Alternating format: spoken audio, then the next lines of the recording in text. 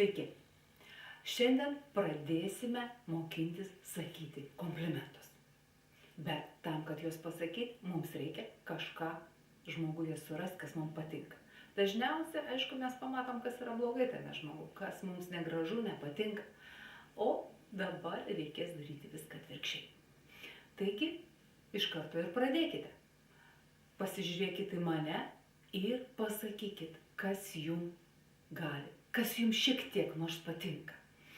Balsas, rankos, kojos, galva, akys, auskarai, drabužiai, tai gali būti absoliučiai bet kas. Būtinai tai pasižymėkite. Ir tokį pratimą atlikite šiandien bent jau su keliais žmonėmis. Geriausia, kad tai būtų nepažįstami, apie kuriuos jūs nežinote. Ir ne tik šiandien, kiekvieną dieną. Bent jau viename žmogui suraskit ką nors gero. O kitose pamokėlėse mokinsimės apie tai kalbėti. Taigi, būtinai parašykit, kaip jums sekėsi. Iki kitų susitikimo.